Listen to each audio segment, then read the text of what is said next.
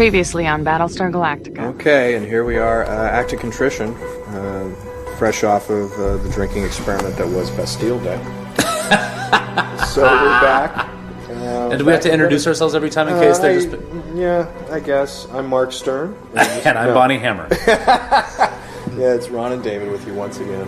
And thank you for listening to all these tracks in your DVD package. And please tell your friends to buy lots of sets. Do you get residuals for these because of the... Or do you get boned because of the creative buy? I think I get boned. No, I think the only thing I get are the WGA residual, which is virtually nothing. Yeah, it's I discovered the hard way on that NBC pilot deal that you don't get, it doesn't matter. No, they fixed all those ways of getting rich off of these things. So. Yeah, so we're doing this purely for the love. Just for project. Love. There's a lot of love in this room. I will say this episode is probably most of my friends' favorites, like just my buddies, my college friends, my ex-girlfriends or whatever. This is the one that they singled out at the end of the season as their favorite. This opening, this whole little thing, David and Bradley wrote the original draft of this. And Thompson and Weddle. Who are really good writers who I worked with on Deep Space Nine. And I was working on a rewrite and a draft, and I just sort of had this idea of the ejection sequence being something that then we would use as a framing device. That is, it's something that we would open each act with, and that eventually the show would catch up with the story at the end. And it was just very impressionistic. I didn't really know why or what it meant, and I just had this notion of doing an ejection sequence from a Viper into an atmosphere, and I thought it was really kind of cool, and started talking to Gary Hutzel, our visual effects supervisor, about it very early. This whole little piece of business is sort of rooted in not a literal tradition, but it's symbolic of various traditions that are in the military and in the Navy. I posited this idea that there was, the 1,000th trap or the landing of one of the pilots would be something that they would celebrate. And there are all these little traditions that are celebrated on warships of people's accomplishments, and they're all kind of silly in one way, shape, or form. And there used to be a tradition in the Navy and on ships when they would cross the equator, was called crossing the line, and they would have an elaborate ceremony where Neptune would show up and they would humiliate the people who had never crossed the equator in various ways. And it went back a couple of centuries. And this is sort of, an homage to those sorts of things that, to me, just sort of gave life to the Galactica and spoke of this larger civilization that they were all part of, that developed its own kind of odd little rituals. And I think I only spent the first 4 drafts begging Ron not to do it. Yeah. And then... You really wanted me to lose the Jody. Well, I had our military tech, Ron Blecker. Came into my office looking green. He had just read the Jody and was all colors of upset about how it did not in any way reflect the nature of these things. He knew exactly what Ron was going for. This is not authentic. And the truth was, the irony was, I had taken an actual authentic Jody. Right, which is always how it works. It was an Air Force Jody that I had looked up that was about Warthog pilots, A-10 pilots, and you can find it. It's like A-10 pilots flying high, and there's this whole elaborate Jody about them blowing up things and killing people. And I essentially took it and just reworked it, into to be Vipers, Raptors and Cylons. And but stuff. This is now Rod Hardy, who is a friend of Michael Reimer's, a fellow Aussie director, and this was his first of so far 3 episodes that he did for us. He's a quite talented director, lovely guy, pain in the ass, all the things you want a great director to be, and. But the one thing that didn't work about the staging of that sequence was he put the scrawniest, littlest guy in the front row. Oh, I know. And the smallest guy's leading. And so, after all the arguing with Ron about the Jodies in the first place, then I get in the editing room and I'm suffering. The scene would not die. So it's gone down in infamy. It's the one aspect of this episode I'm not crazy about, but it does work. And of course, we end the teaser on killing all of them anyway, so I guess it was all fine. And the notion of having them all die in this fashion, as opposed to a hostile fire or some sort of Cylon encounter, was also rooted in actual events. There was an incident on the USS Forrestal where an aircraft was being moved around on the flight deck, and through an accident, a piece of ordnance, a missile, fell to the flight deck, hit the deck, and ignited and shot into... Just like that? Just like that. I thought that was all bullshit. No, it's actually true. Wow. It shot across the flight deck, hit other aircraft, and caused an enormous fire that killed many... I don't remember how many people died in it, but several officers and men died aboard the Forrestal, and it was an object lesson that then they would show because I think this incident happened in the 60s, early 60s, and the Navy had videotape of it that was just recorded at the time. And when I was in Navy ROTC, it was one of the videos that they showed you. Yeah, they showed you this as like a firefighting, look, this can happen to you on these ships. These are dangerous places. Oh my God, really? All kinds of accidents can happen if you're not paying attention. That's all it was. Somebody just wasn't paying attention, and a missile fell, and the next thing you know, all these men died. And I thought that was important to sort of put in the audience's mind that it's not just the Cylons.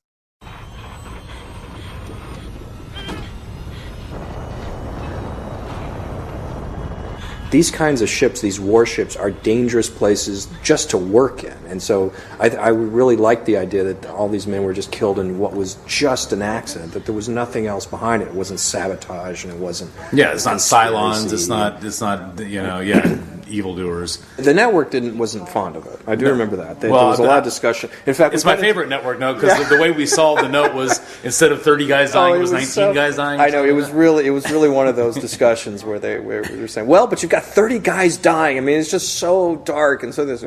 Well, okay, what if it's 20? Okay, that's better. Okay, that's not so dark.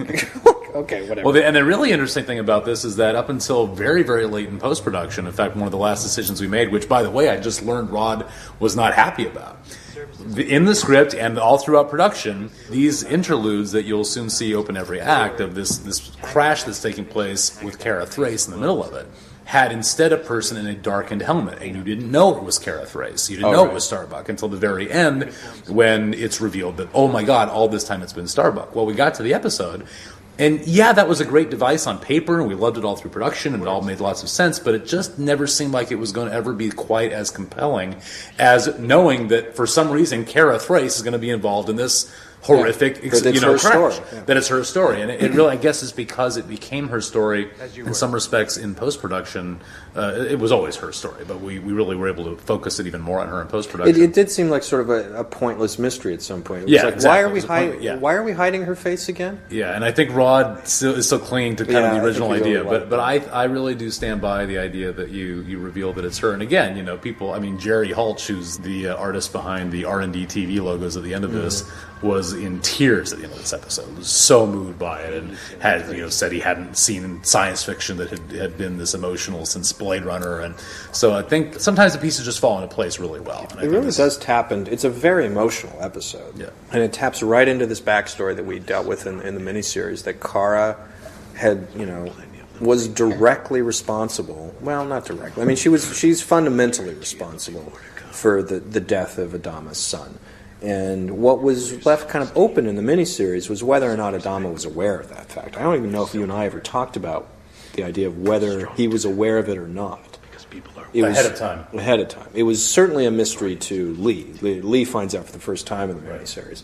And this was a chance to really sort of touch into that, because I like the idea that Adama treated her like his daughter, and that they had, from the get-go, one of the ideas conceptually on the show was that Adama had a closer relationship with Kara, with this young pilot who in some ways maybe reminds him of himself, or for whatever reason he's bonded with her while he has a very difficult, dysfunctional relationship with his own son. And that Kara in many ways is like Adama, and that politically Kara and Adama would both be Republicans and Lee would have been the Democrat. I mean, if you had to put it in those terms. And I always liked that. And then to then really put that to the test, to really say, okay, and what happens when Adama finds out? When he finds out that she's the one that did that? I think we did. I remember pulling into a parking lot at CBS to go pitch something with Sean, and you and I were on the phone talking about this very issue. And I was all distracted because I was thinking about Sean's pitch, going, why are we having this conversation now? Haven't we figured? But it was about this issue. It was about, does Adama know, or was it a surprise to him? I do remember us talking about it. There's the Canadian Day player who's... No, he's not Canadian Day. I think he's an LA actor, actually. Who's playing Zach. Oh, Zach. The photo of Zach. This was a controversial episode for the network. We were coming off of... So. We had done 33, the first episode of Season 1, which was very well received, but kind of dicey in terms of the heaviness and the depth and the darkness of it. and really kind of had a ripple effect through the development of the subsequent episodes because of the concern that Ron and I were, out of our minds and trying to do, Holocaust episodes every week. And this is an episode that starts off with the death of all these soldiers and that is driven by these memories of funerals and of death, the death of guilt, Zach Adama, and of guilt, and of all these themes that are just, again, very dark, very heavy, very emotional, very sad. And we really struggled a lot to kind of keep this thing on the tracks and not let it become something treacly or let it become all about lessons. And I would say it's got what is probably, I think, universally viewed as the best Edward James Olmos scene of the first 13 episodes. When he confronts her. Or when she, when Kara, I call her Kara, you call her Kara, I've noticed. Yeah. When Kara and Adama confront each other, and it's really one of the more powerful moments in the first season, I think. This is a very tricky sequence when you look at it, because this is flashback and flashback within flashback. And it was a real question whether we could pull this off. I remember it was, even at script we were going, okay, this is asking a lot. You're asking the audience to track this ceremony, to go back to the old ceremony, and then within that, at the funeral, Starbuck's remembering other things, and whose point of view is it? And we had various sort of ideas about shifting point of view between Adama and Starbuck and Lee, actually, as I recall. There were ways of making you go, okay, now this is how Lee remembers the event, this is how Adama remembers the event, this is how Kara remembers the event. And that's still kind of there. If you watch the cut carefully, you can kind of see that we are shifting point of view between the three of them. But what comes through, I think, most strongly is just Starbuck. You're kind of with her the whole way, and you're kind of feeling her emotion and her memory of the whole thing. And it still plays. You don't really have to track the three of them. Eddie was very, very intent on carrying this water theme. Water. No, they're drinking water or scotch here. They're drinking water. Are they drinking Eddie water? wanted to, that the water had become such a precious resource.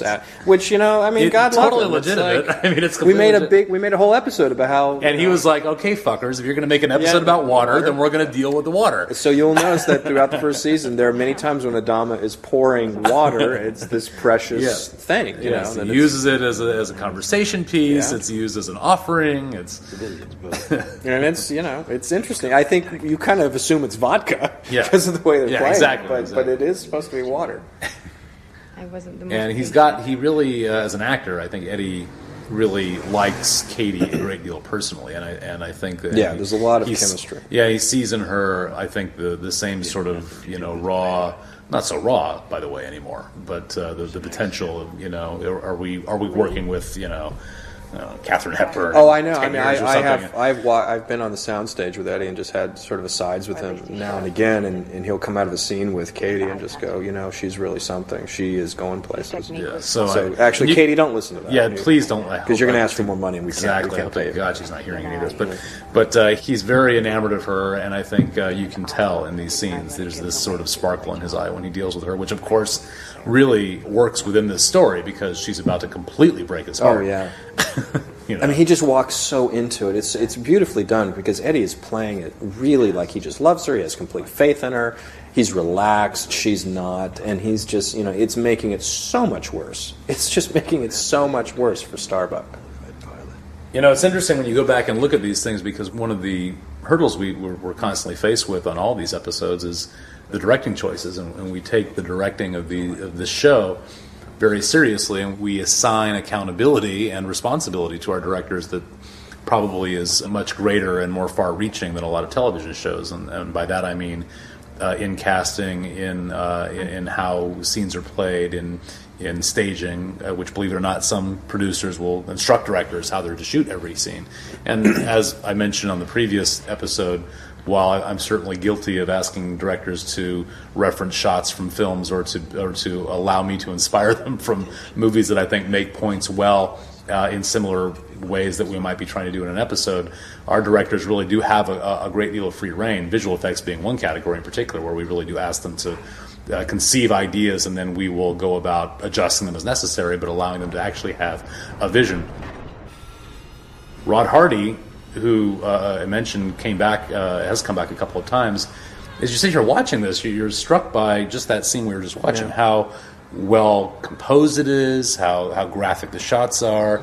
He really understands the emotion of the story, which you find in episodic can be challenging. Some directors will come and you'll talk to them for hours and hours and hours, and you'll get the dailies back and go, they completely, fundamentally misunderstood the point of the scene. And I think what's also interesting watching these back to back is that the directors have a distinct look to them. Yeah. I mean, this is not shot. Even within style, they have their own style. And I think that's great. One of the really strong suits of the show is its ability to experiment, to give rein to the directors and the actors to really embrace the show and create something that they own and they're a part of. And each one of these episodes is like sort of a little individual movie in that they don't feel cookie cutter. And there's really no typical Battlestar Galactica episode. I mean, in style of storytelling or in character development or direction, they're all kind of unique pieces. No, we definitely have, as anyone who watches normal science fiction can tell, a style to the show. But in my experience, producers who, in television, which is a producer's medium, producers who try to impose on directors such limitations and such strict boundaries are really kind of only doing so to exercise their own ego. Yeah. Because then what happens is they get the cuts, and then they're miserable and screaming and yelling and cursing the director because the cuts don't reflect. This isn't the way I told you to shoot it. And the truth is, if you invite the director in as a partner, as a creative partner, and as Ron was just saying, give them some carte blanche creatively, visually, tell them, give them a set of boundaries, but that within those boundaries they can be creative. They can, Rod uses a lot more dolly shots, a lot more long lens shots, a lot more cranes than really we ever do elsewise, and I think it's unique. You watch Rod Hardy episodes of Battlestar Galactica, you can sort of tell they're Rod Hardy episodes of Battlestar Galactica. And not that, I don't mean to be harping about Rod Hardy. You can't raise your price either, by the way. Yeah. But by empowering them, you get better work, is my point. You don't find yourself frustrated in the editing room nearly as much, I don't think, because you're looking at the work of somebody who, at every step in the process, has felt like a creative partner and has felt like he's been invited to be a part of the family. And the work's better. And that makes our jobs easier. It does. It makes the job fun, because then you sit in the editing room and you're really interested. I'm always interested to see the first cuts because they're always sort of a unique experience. It's never exactly the way that you thought it would be on the page, and that's exciting. It's like sitting down and watching a movie for the first time. Now, having said everything I just said, I have a pathological terror of watching first cuts. You're terrified. I'm really excited. I love watching can't first bear cuts. it. I sit and look at the DVD sitting on my coffee table in my den for at least a day before I can put it in. It just sits there mocking me. Watch me. I usually have to wait for Ron to see it first and tell me it's okay, and then I can put it in. Silent Occupied Caprica. This was, at this point in the season, I think we were still, in all honesty, weren't quite sure where this storyline was going. This was feeling our way through it. Okay, we've committed. We're going to do a story on Caprica every week. I felt in the first season that you could not skip one, that I thought the audience was just going to lose touch with this show, with this storyline, if we had not kept going there every week. But in the early episodes, it wasn't entirely clear what the point of this story was, in all honesty. So this one, I think, was a bit of shoe leather. This one's like, okay, they're going to go look around here for a while. They're going to find some supplies, but this is the one where with the toaster, isn't it? Or is that the next one? No, that's the next one. That's the next one. I can always tell when Ron's groping in these scenes because if you look at the pages of the script, there are a lot of ellipses. Yeah. A lot of dots. A lot of Characters have extra long speeches. Oh, yeah. And there's a lot of beginnings of sentences that end in ellipses and then rephrasing of the same idea that end in ellipses. Yeah. There's a lot of business. There's a lot of... he discovers a book. He's fascinated by the book. And I always get those scenes on the paper. I'm like, and I'll look at him and go, okay, Ron isn't sure what the scene is about.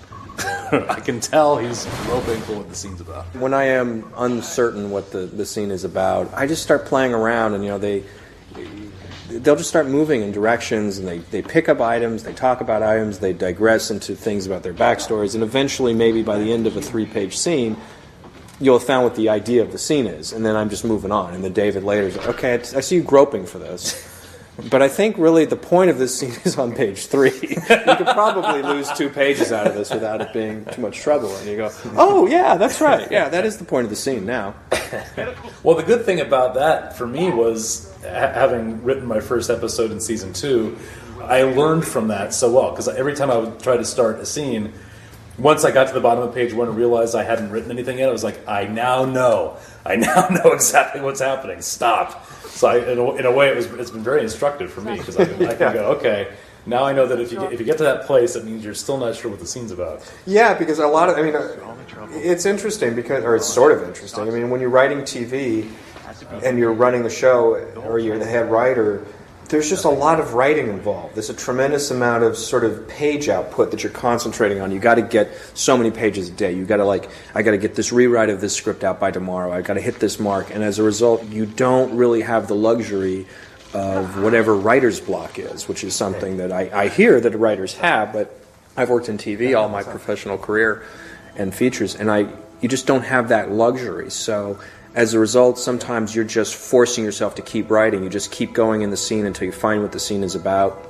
and you're hoping that you have enough time to go back and tighten it up, or you get to the end of a script and you're hoping against hope that you have enough time to go back and take a polish through everything, or take a good solid second draft as a writer.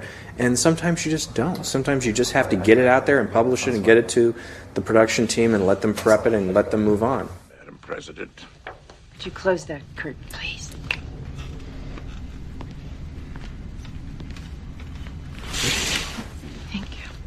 You are obviously an intelligent, well-educated young woman. Would you mind explaining to me why you waited 5 years in between breast exams? Yes, I would mind. It's none of your... This is the first appearance of Dr. Cottle, which became one of my favorite characters. There he is with the cigarette. I love this more than I can tell you. Was this notion when we didn't have a doctor in the miniseries. We gotten until episode 4 before we had to have a doctor, but you felt like you had to deal with Laura's cancer, and okay, we got to do something on that storyline.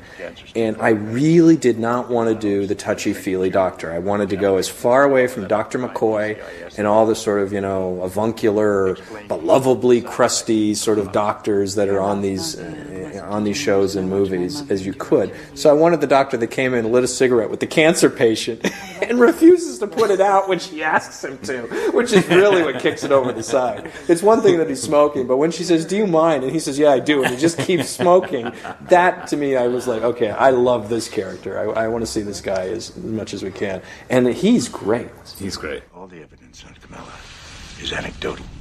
It's nothing but a bunch of loose talk and false hope. And take that as a yes? All right, I'll put out a med request to the civilian fleet. This is really good because he's not just a jerk. I mean, he really does have a humanity to him. And even though he's kind of been a bastard in the scene and pushes her, I mean, at the end, he tells her that she, he was a finalist for Ty.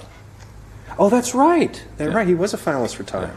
He and 2 other guys, including the guy that got the role, Michael Hogan, were finalists for Ty. Yeah, when he says prayer, is something you should really consider, and the look on Mary's face. I mean, it's affecting because he is such a prick, and then you go, wow, if he thinks that it's bad, then it must be really bad. Shuttle jockeys, and a Fleet Academy washout. This is the best that you can. This is one of the first times in the new season that we demonstrated hostility or tension between these 2 characters. If you go back and look at that carefully, too, you'll see that Lee really is wearing the bruises from Bastille Day on his face. He's still scarred up and scraped. And normally you would just paper that over. You would just say, the bruises are gone. We don't want to see him bruised next week. This young actress playing Kat, who was just on the right there a second ago, has proven to be, and there's Bodie Olmos, Eddie's son, in the center there, who's a hot dog, who's also become a recurring character. Well, those 3 in the front, I mean, Chuckles, Hot Dog, and Cat, they all became pilots to us. I mean, and I don't think we really had any expectation of that. The idea was we were going to do, the Nuggets, the new pilots, was just going to be its own kind of story, and maybe you might see one of these guys again later. And what started happening is the writers just started putting them in almost every scene that we dealt with the pilots. So these became our recognizable faces. Kat is quite a find. She is someone we're now talking about and have already built into a much more prominent character. She's just a really, really talented actor, and she's someone who, in a different way than Katie, a very different way from Katie, just exemplifies that sort of masculine fortitude, despite being a woman, that is required to be a pilot like this. And one of the upcoming episodes, we're actually going to deal with the tension between Kara, Thrace, and Kat in terms of which one of them is sort of what happens when your protege starts out distancing you? Right. What happens when you train this young pilot and it's great that she's a hot shot and all that, and then wait a minute, what if she starts being better than you are? Yeah. Sit up.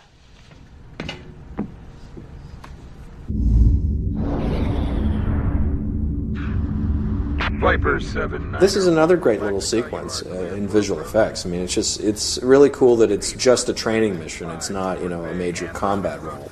But, landing on the deck of Galactica is a tricky thing. And, you can argue that, okay, it's space, maybe they could do this different ways and it shouldn't be dangerous. But it's more really about the truth of being a combat pilot and the tricky things that it is to be a carrier pilot specifically. And I've been on a carrier and watched them do flight operations, and it is a remarkable skill that a pilot can land their craft on a moving carrier deck over and over again. And it's just such an important part of the job that I really wanted it to be part of their job as well. I like it because we turned the alligator legs of the original Battlestar Galactica structure into having a practical value, which are these landing pods. Mm-hmm. In the original Battlestar Galactica, I think they were just designed, they look like skis. Look like skis. I think they did launch out of them as well, but they didn't, and they had a landing bay, but it was very different than ours. It didn't go through the whole the holes, the fact that it's a tube, and I've always gotten such a kick out of the idea that it's treated like that. It, in one visual image, reinforces the relationship of this thing to an actual aircraft carrier, which has, an open end on both sides, obviously. Yeah. Just to kind of give you some root, because the metaphor is that it's a carrier, and I think at every turn we try to emphasize that point, from the decor to just the background there on the wall is the communications device, which has a handle, a handset with a cord, and it looks a lot like what they have on real Navy ships, and it just roots you in what this is supposed to be. It's not, again, it's going back to what we said earlier, it's not a made-up fantasy world entirely. There are things within it that you can get your arms around and say, okay, this is a carrier. It's like an aircraft carrier. It's a squadron. The terminology is the same. There's a CAG, commander of an air group. There's all the sort of nomenclature is similar. The tasks that they have to do is similar, and it's familiar. You don't have to sort of keep thinking about, it's science fiction, and what does that mean again, and what do they call that thing that they land on? It doesn't matter. And they come in and they land on it. In terms of taking this out of the traditional trappings of space opera, you look at the lighting here, which is done by Steve McNutt, and Joel Ransom had done the photography in our miniseries with quite an unusual approach to the genre himself, where we really blew out the whites and crushed the blacks, and we went for this incredibly contrasty look. It was all shot on film, so it had a grainy quality that we also pushed. And then when it came to the series, the 1 hour series, we elected to do something kind of experimental. We didn't have Joel anymore, who had gone off to do bigger things, and so Steve McNutt was a guy I worked with on a show called American Gothic, and he had since become something of a black belt in a new medium that's called high def. And we're shooting this show on tape, basically. I mean, what you're seeing right now is it's all videotape. Is a very rich breed of videotape. And Steve took the principle that we had kind of developed with Joel, that Reimer and I had, through much experimentation and trial and error, developed with Joel, and then taken it in a slightly different direction, which is actually darker. I mean, the image itself is darker than in the miniseries. It's more shadowy. The midtones are a bit richer. And in the process, I think he's maintained the principle of the miniseries, and yet there is this very, very apparent departure from what I gather, because I don't watch them a lot, but from what I kind of understand generally is the aesthetic approach to Star Treks and Stargates. And not to denigrate them, not to wash them all together as though they all have the same look, because obviously I understand that they don't. But there's I guess you could say, a more fantastical. Yeah, it's not like this. It's less driven by source. It's much more of a flat sort of general wash through the shows. I mean, there was some lovely cinematography on Star Trek, and Marvin Rush was our DP on a couple of the series, and did some really interesting things, but it really didn't have this kind of look to it. I mean, this just feels more like and a lot of that is just the intent. The Enterprise was never intended to feel like a real place in a way. It was a hyper-real environment. It was a notion of the future that it was idealized or romanticized, and you kind of went with that. This is trying to be something different. This is, okay, here's a real place. These people really inhabit a ship that they live in, you know. In the Enterprise, you know, the hallways were always clean, you know, there was never really sloppy books everywhere, and people, you know, just sort of walked around very upright, and there was a certain way of walking, you know. When you were in Starfleet, there was the Starfleet walk, you know. In essence, if you watch any of the shows, watch the extras in the background, they have the Starfleet walk, you know. This show, it's more human. It's just more, it's less controlled. It's a much sort of, you know, anything can happen kind of environment, and the cinematography kind of reflects that. There's much more accident of shadow. There's less sort of fetishism about composing certain angles, and, you know, it just feels looser. I don't want any special treatment. Not from my father, certainly not from you. This is different, because this shot on screen right now is the flashback with Zach and Kara, but this is intentionally dreamlike. This is a memory. This takes you out of sort of the day-to-day reality. And certainly Rod Hardy was more interested, I think, in these more sort of beautified, composed shots than he was in the documentary style. And so at any point, he had an opportunity in this episode, which features a lot of flashbacks, a lot of memories, a lot of those things. He was so thrilled to be able to to dive into that, because I think it's probably a little more his taste. Yes, come in. Lee was just here before. I knew it.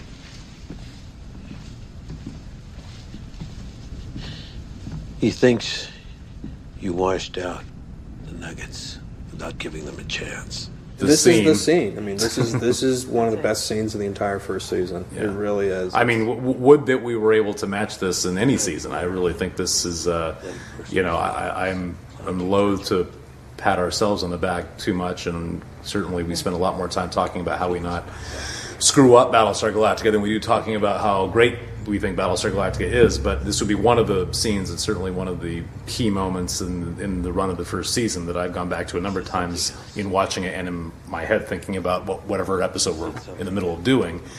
Gee, are we ever going to get back to this place? Because it's certainly kind of transcendent in a way, and very much an example of two incredibly talented people, really on their A game, great chemistry, magnificent material to work with, first of all. You just believe it. Yeah, and a director who understood the point of the scene.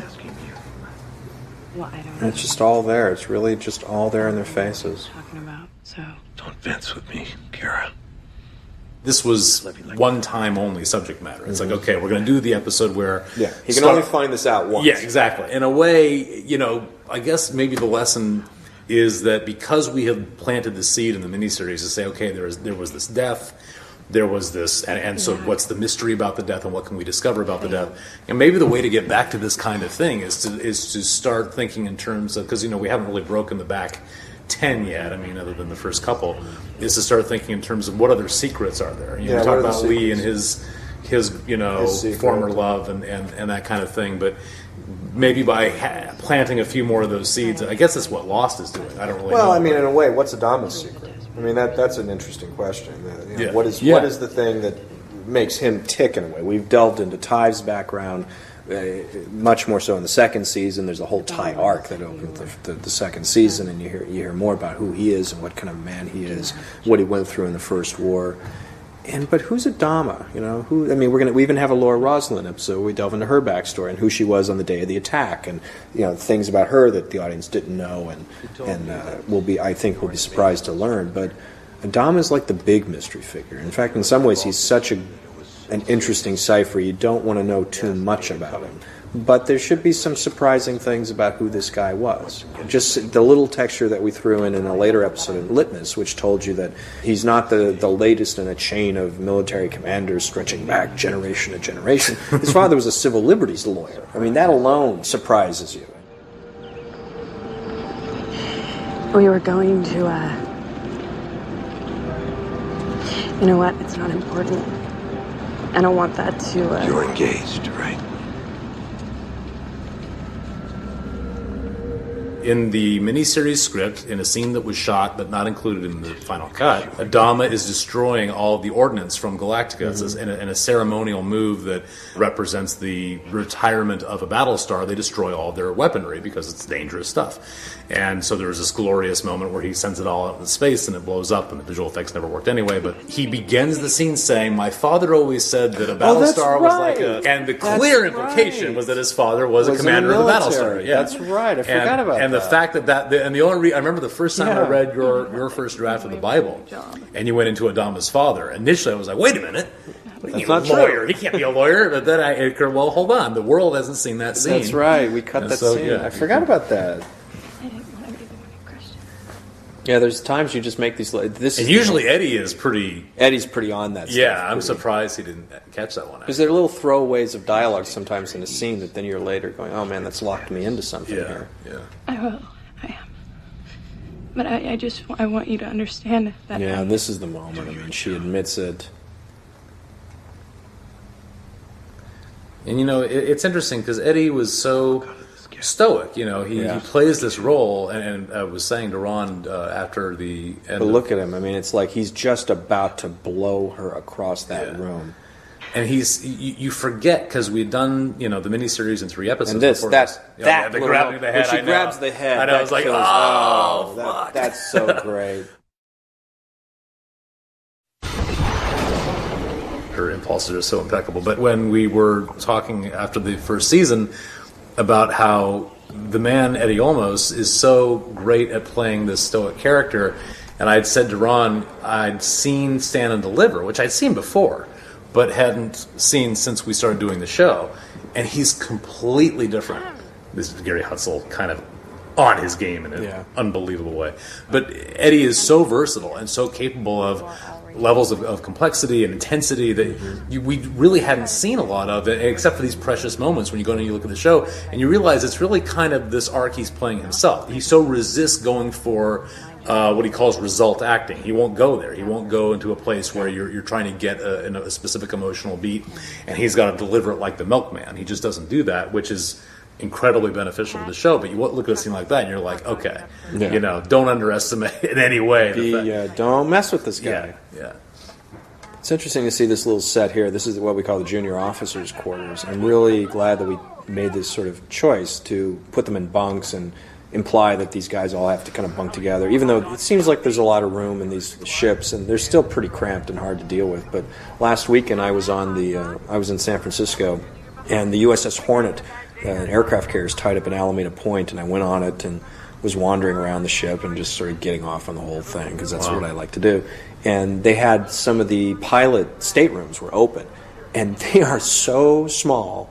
I mean, they're like closets, and they're bunk beds, and I mean, they're like the size of that bathroom over there. I mean, they're like 2 bunks, one on top of each other, a desk the size of this little ottoman, which is about 2 by 2, and a little tiny sink, and a mirror, and 2 narrow lockers, and you can barely turn around in here. And this was where the pilots, these sort of, the guys that are really, living at large on an aircraft carrier got to live, and they live. And how long would they spend in that space? Months and months. Really? See, yeah, months they'd be on deployment on this. And this was a ship that dated back to World War II and had gone through various, overhauls and conversions, and served in Vietnam, and was retired, I think, in the late 70s or early 80s or something like that. This was in San Francisco? Or it's in San Francisco. It's tied up in Alameda. So wait, but did Terry get you special? No, it's open. It's open to the public. It's a museum. It was interesting because it's what Galactica was going to become. It was a museum ship. It was like, is there a gift shop? There's a gift shop. There's a gift shop on the hangar deck, and they have aircraft that used to serve are roped off with little. It's exactly what was going to become of Galactica. It's really. And I hadn't seen it before I wrote the miniseries, but I kind of knew what those ships were like. And you would walk through, and there was guided tours, and the flight deck was really torn up and needed to be restored. And there were areas you couldn't even go into. I've got to go because we're going. We're going up there. I think I told you the end of September. It's worth the trip. It's really interesting. It's kind of run down. It's not really gleaming and sparkly by any means, but it gives you a real strong feeling for, oh man, you really want to be in this ship in bad weather and in the middle of the night and putting your flight gear on, and you can barely move around, and then you go up to this flight deck And the aircraft are quite large and scary and noisy, and climb up there and then shoot off the end of this deck, which seems way too small to either land or get launched off. Right. Yeah, it's really amazing. Get herself killed. Yeah, there's Hot Dog. So we're in the battle sequence towards the end here. This was a very visual effects heavy show. It has the best visual effects, I think, of the season. This is the Thorich Weave move of David and Bradley's. Yeah.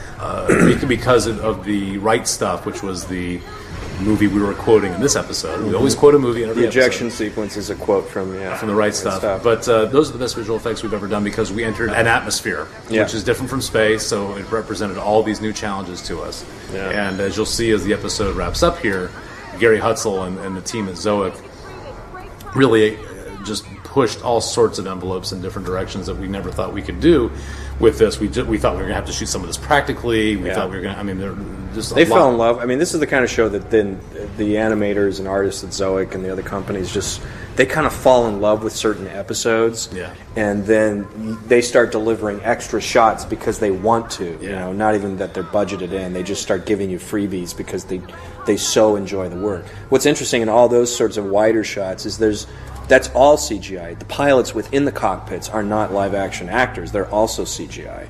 And in fact, there's a point in the ejection sequence when the figure of Kara getting thrown out of the Viper is all CGI as well. And you get pretty tight on her, too. Yeah.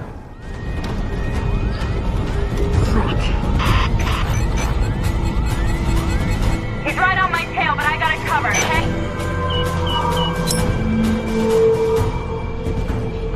Starbucks wireless and transponder just cut out. Alert 1. We spotted Hot Dog. No ID or visual on Starbucks.